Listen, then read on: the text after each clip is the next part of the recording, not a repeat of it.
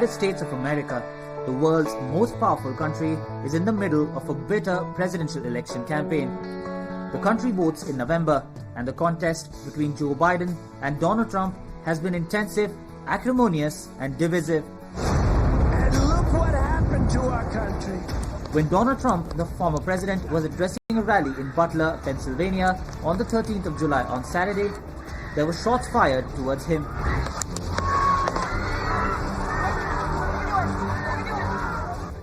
One grazed his ear and flew past his head shortly after it had tilted just a bit. That tilt would save his life.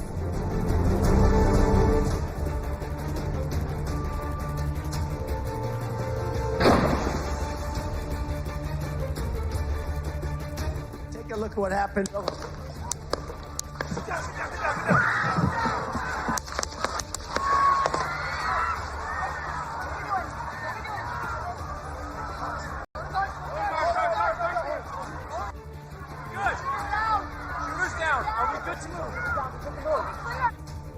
This was an assassination attempt. The shooter did not succeed in killing Trump, but he did kill one spectator, Corey Comparator.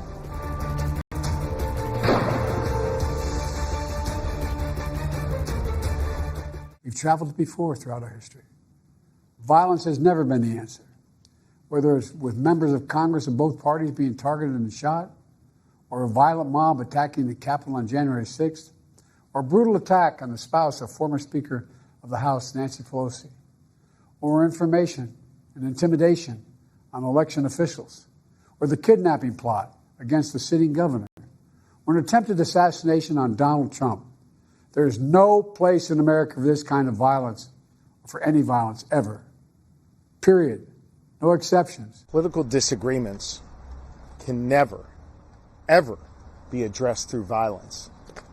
Disagreements are okay, but we need to use a peaceful political process to settle those differences.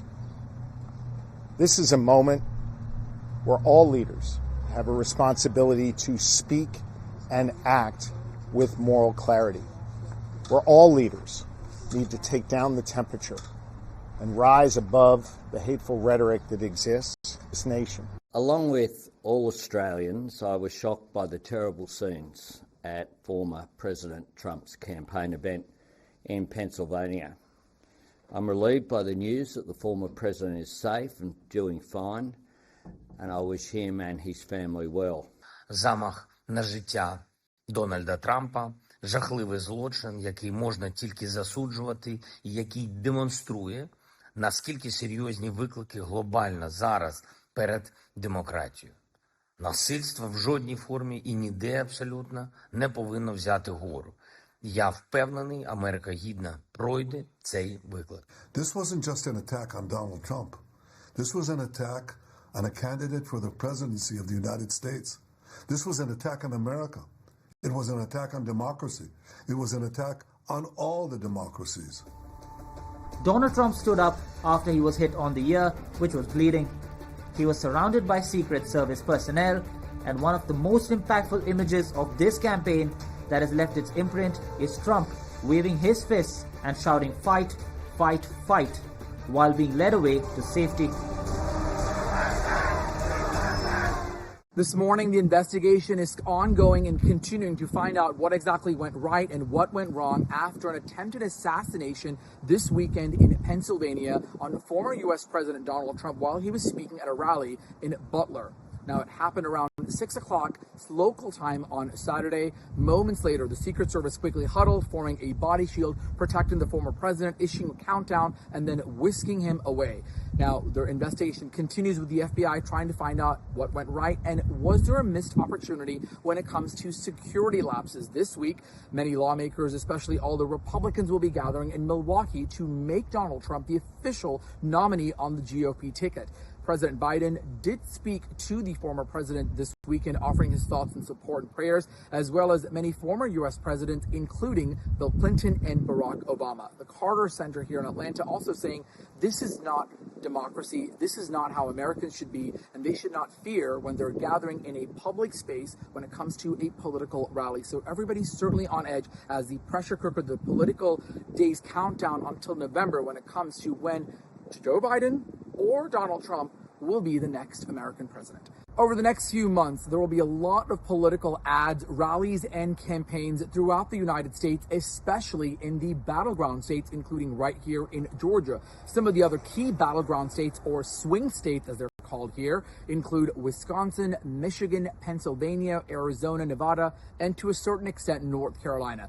These are the states that are considered purple, where these candidates, both President Joe Biden and former President Donald Trump, who will become the official nominee this week on the GOP ticket, will spend time campaigning, talking to voters about their issues and why they are the most qualified to be the next American president when voters head out to the polls in November. Now, of course, all of this comes on the brinks of the attempted assassination attempt. So the big question at this hour is, what about security and security lapse and protocols? Was enough done at this rally, or were there lapses? Did the Secret Service do their job, or was there a missed opportunity? Now, this is going to be the question that the FBI investigates, trying to piece together clues, including a motive, what went right, and what went wrong. But for now, the next few months, Americans on edge, trying to decide who they want to be for their next president, as the pressure cooker, the temperature soars here with these candidates and the political ads speaking up, talking about important elements and issues. But of course, right now, all eyes on the former President Donald Trump, with many people, including former President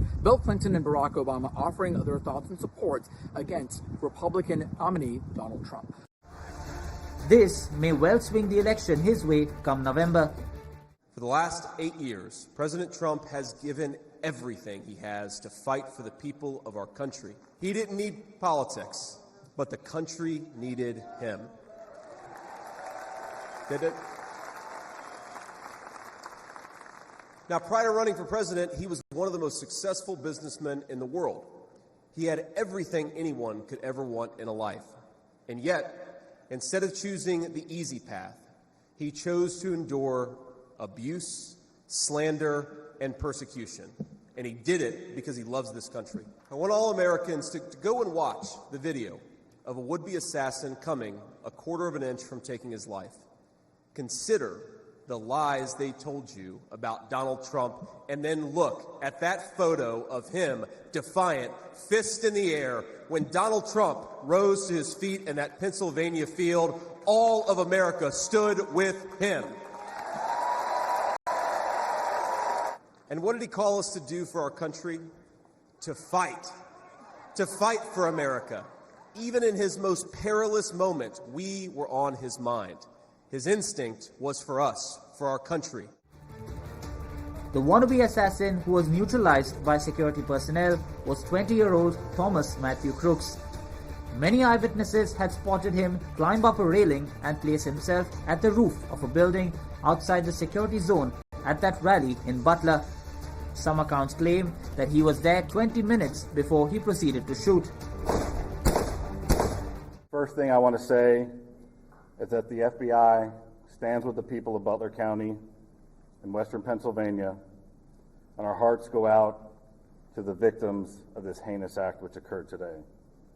This is our community, and I want to let the public know that the FBI has deployed a number of our resources, including investigative agents, our evidence response team, bomb technicians, and we have additional resources coming from other field offices, as well as from FBI headquarters, including our evidence response from Quantico, Virginia. The state police have been in regular contact with the governor's office, and the full support and assets of the entire agency are behind the FBI and our other federal and municipal partners to assist with this investigation. The thoughts and prayers of the Pennsylvania State Police are likewise with the victims of this terrible act. As you know, there was a grandstand, a very large area, a lot of people there when this all unfolded. The former president had come out and begun to speak shortly after 6 o'clock this evening, and within about 10 to 15 minutes, a number of sounds were heard, and it became apparent that shots were being fired in that direction. It was a chaotic scene. Law enforcement, I believe, acted heroically, quickly identifying and and neutralizing the threat, as well as responding to assist the various victims. There has been serious criticism of what many believe is a lapse on part of the Secret Service. America, tragically, is no stranger to political assassinations or attempts of murder on political leaders.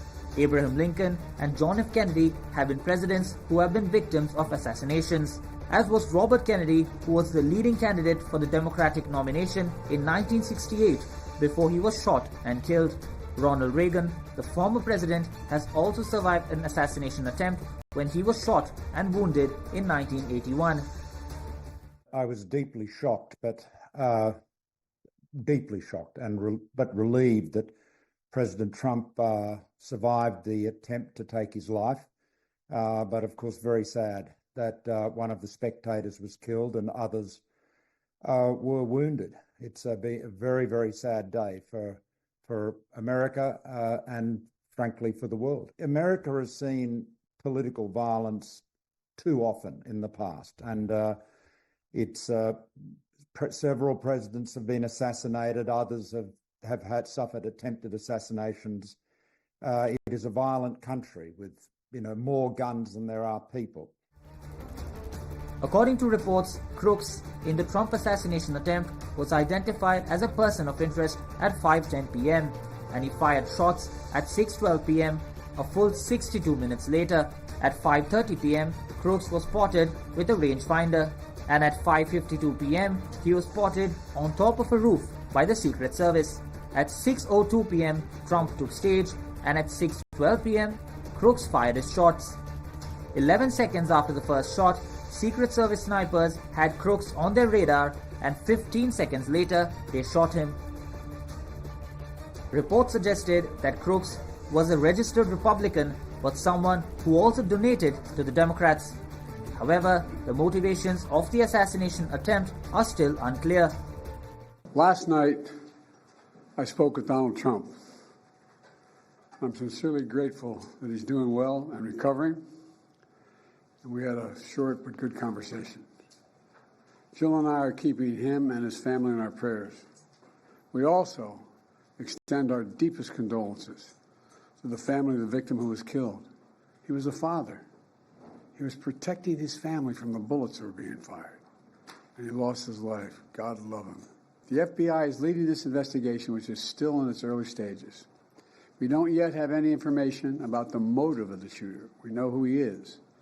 I urge everyone, please, don't make assumptions about his motives or his affiliations. Let the FBI do their job and their partner agencies do their job. I'm instructed that this investigation be thorough and swift, and the investigators will have every resource they need to get this done. Here's what we're going to do. First, Mr. Trump, as a former president and nominee of the Republican Party, already receives a heightened level of security, and I've been consistent in my direction of the Secret Service to provide him with every resource, capability, and protective measure necessary to ensure his continued safety. Second, I've directed the head of the Secret Service to review all security measures for the Republican National Convention, which is scheduled to start tomorrow. And third, I've directed an independent review of the national security at yesterday's rally to assess exactly what happened, and we'll share the results of that independent review with the American people as well. The assassination of former Japan Prime Minister Shinzo Abe and the recent assassination attempt on Robert Fico, the Prime Minister of Slovakia, have stirred a debate about how those leaning to the political right have been targeted for their views, and that the attempt on Trump's life was part of that trend.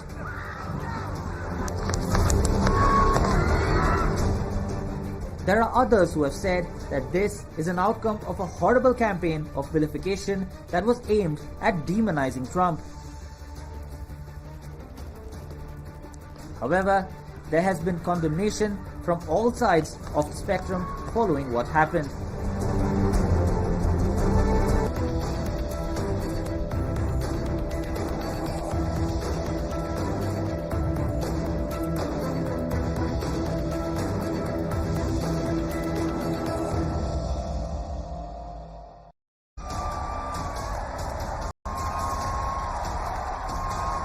So how will the rest of the campaign now shape up? Donald Trump spoke again about what happened and what this means for America.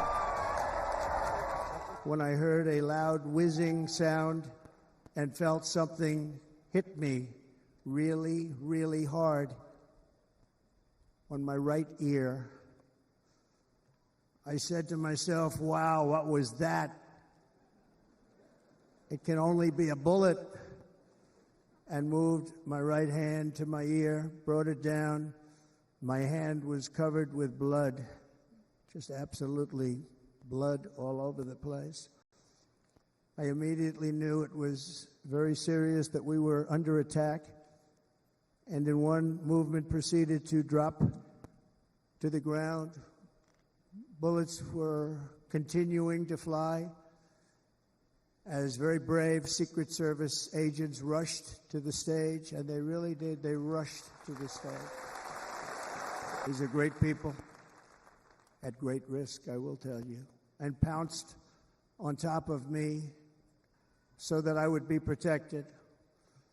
There was blood pouring everywhere, and yet, in a certain way, I felt very safe because I had God on my side. The amazing thing is that prior to the shot, if I had not moved my head at that very last instant, the assassin's bullet would have perfectly hit its mark, and I would not be here tonight. We would not be together.